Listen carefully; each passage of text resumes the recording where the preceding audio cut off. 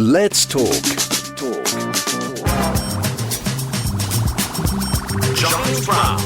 It's the time of the week we go to our man in Catalonia and indeed our man in Spain, English.com, Tim Parfitt. Tim, good morning to you. Good morning, Giles. How are you? Man in Catalonia. I love it. Well, exactly. The Conde de Catalunya, or the Corresponde de Catalunya. Yes, very good. Lots to crack on with today because obviously the seemingly eternal Spanish holidays are over. The peques have gone back to school. You can almost hear the sounds of relief from Cadiz to Catalonia. So, therefore, it also means that the politicians have had to drag their lazy so-and-sos back into Madrid or wherever they are, and if you say that, Charles, but we've actually got a holiday still in Barcelona today. It's the Mercè holiday. San Mercè holiday, and actually locally here in Sitges we had the Santa Tecla holiday yesterday, so it's still going on. You know, the Catalans don't want to go back to work yet, but I think they're going to have to next week. Well, you see, they've almost appointed there, aren't they? So they can basically spin this one out to next Monday if they time it right. Yeah, you did right. Now then, if you were playing using a word beginning with the word C and keep it clean at the back, but corruption and scandal and enchufe and the way that Spain has done business politically, seemingly for centuries. What's going on, Tim? Well, I think we should call it the word beginning with A, Giles. Alleged corruption. Oh, sorry, yes, indeed. Alleged corruption. Thank you. My legal department salutes you, Tim. Go on.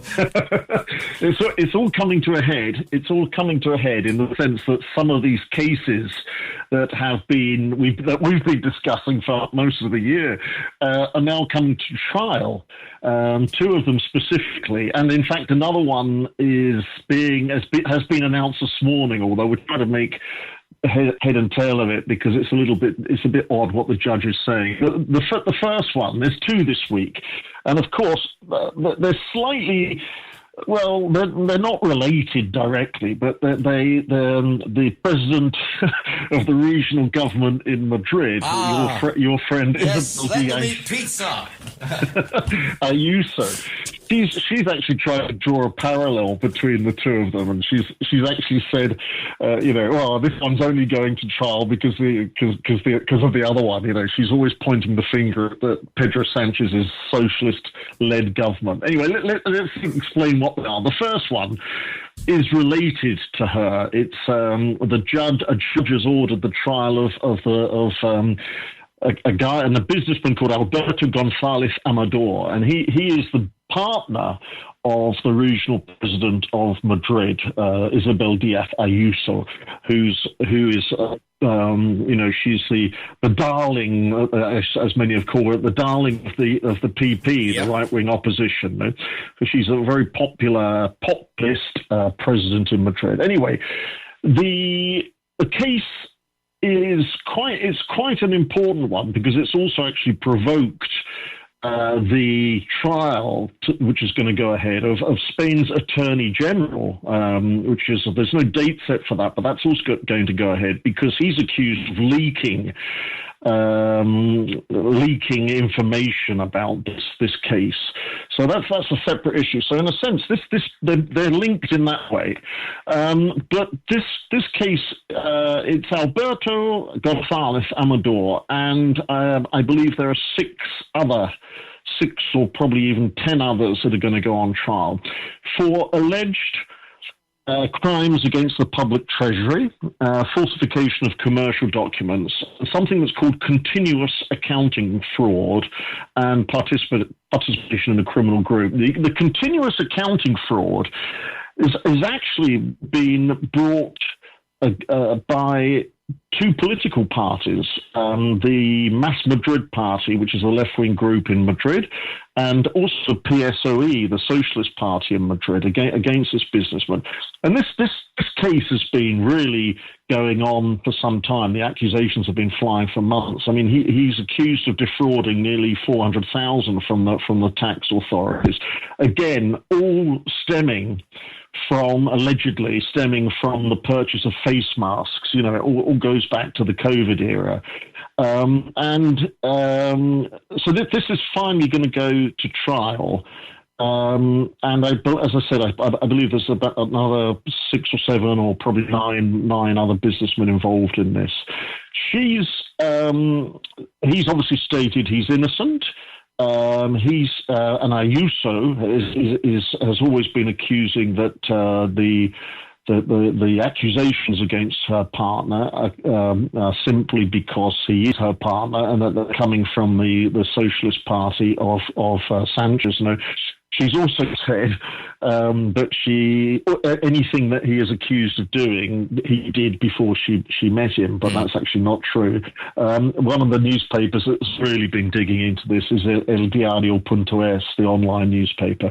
So that's one case that's coming. That's one case that's coming to trial.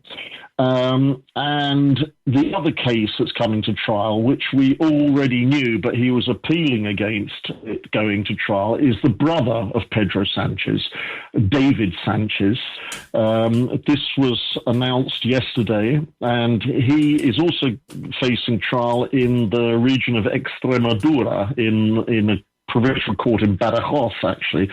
David Sanchez is accused basically of alleged misconduct during his time as the region's head of performing arts. He's a trained classical musician, right? And he is being accused, and actually the local government there in Badajoz, which is again a socialist government, they've been accused of creating a position for him, creating a public post for him, and so it's a very political.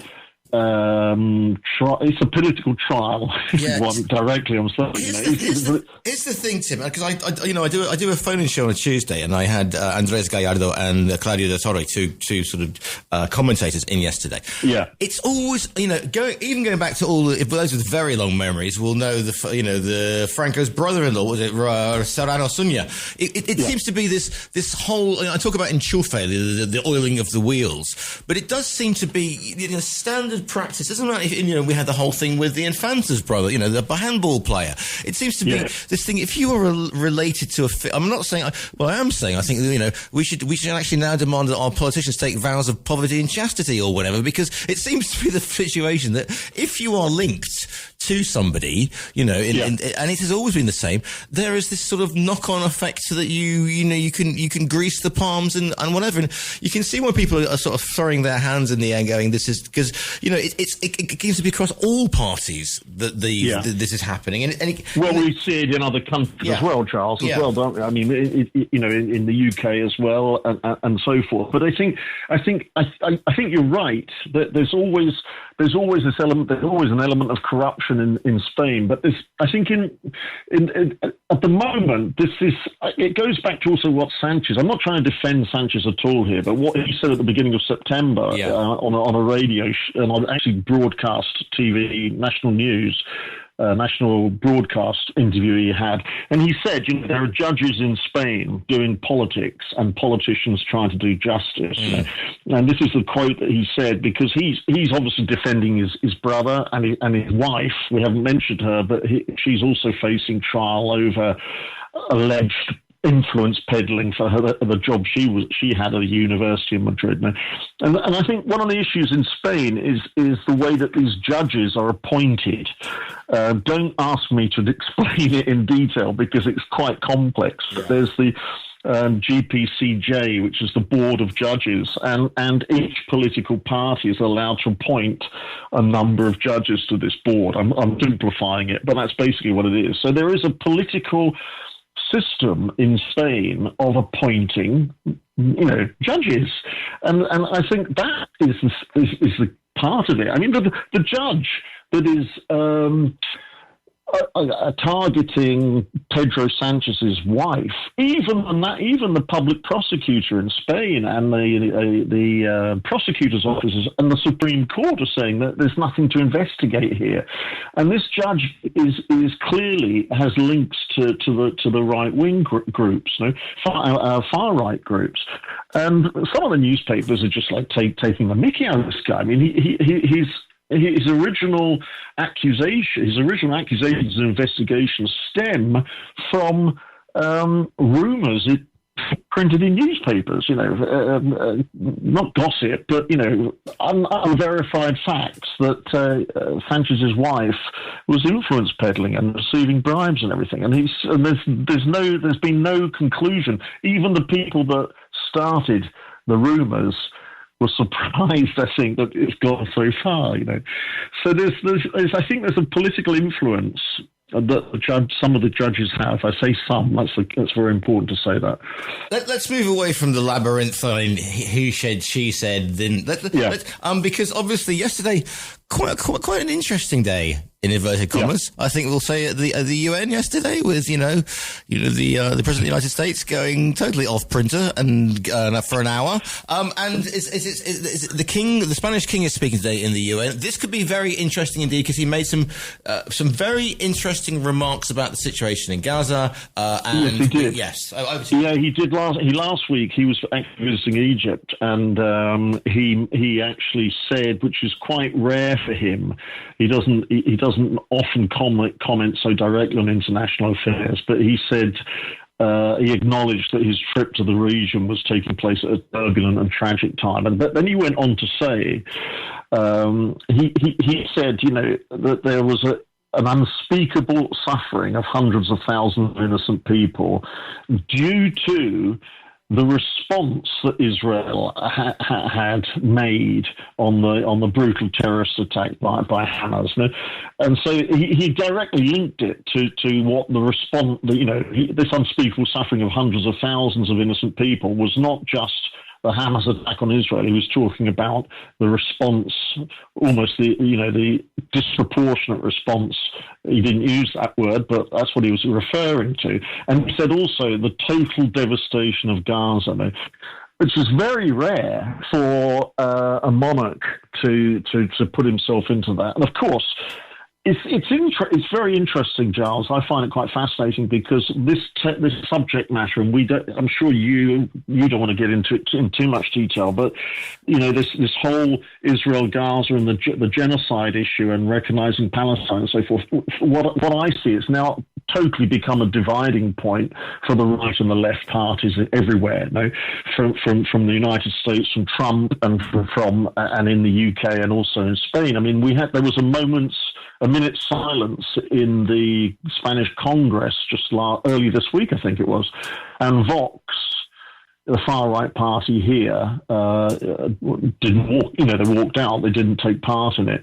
And so this is a subject matter that isn't just about the humanitarian crisis. It's also clearly a political issue between the left and the right. And the fact that the king has said these words, who traditionally is very, very much admired by the right wing and far right parties, has actually really pleased the government. And they're hoping, Sanchez's government are hoping that he's going to come out with even more comments like this at the UN today.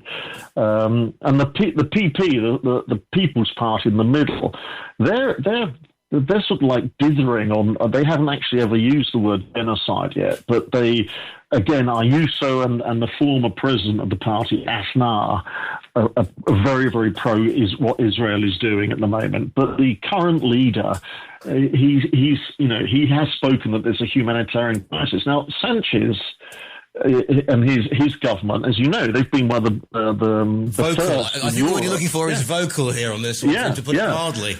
And since, they were with Norway and Ireland and I think Sweden, they were one of the first countries in Europe to recognise a Palestine state. And now you've got Macron, you've got Starmer, you've got many others doing it. And so I think Sanchez, we could link this back to the corruption. I think Sanchez on the international stage at the moment, even though Trump loathes him, he's got an enemy with Trump. I think Sanchez is actually saving face a lot for himself and his party. Speaking up like this, and if he has the king on his side, even more so. I mean, I think the People's Party will have to say something soon. That's my take on it. Yeah, I mean, the thing is, obviously, it's because of the labyrinth, like I said before, the corruption scandals going on at the moment. The fact that he's having, we are stuck in almost a sick parliament where he's trying to, we can't put a budget out in Spain at the moment still. No. And so it's much, and I'm not belittling, but it's much easier to make the grand pronouncements on the international stage to look like an international statesman, as Keir Starmer is seeing at the moment, than it is. But I mean, Sanchez is taking the proverbial toro by the cuervos at the moment to, and people will be looking in their dictionaries for that one, to impose his thing as an international statesman. Because I've only got a few minutes left with you, Tim, because I've got another guest literally banging on the door. But I heard a report. I don't know if you've heard this. They're actually going to finish the cathedral in Barcelona. Is this fake now? And they're going to finish the cathedral in Barcelona, and I think I don't even know if they got an official building permit for this yet. It's one of the stories we ran several years ago.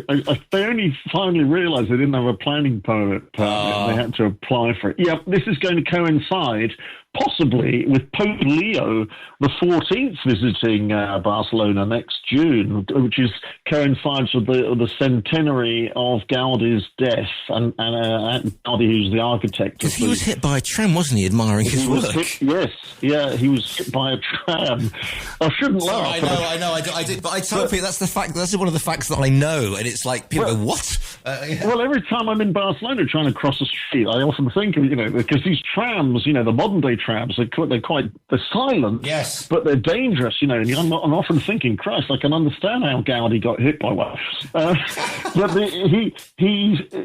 we might have Pope Leo coming over next June. It's yet to be confirmed to unveil the new tower. It doesn't mean it's going to be the tallest tower in Barcelona, but it doesn't mean that the whole cathedral is finished, Charles. So you have to wait for that.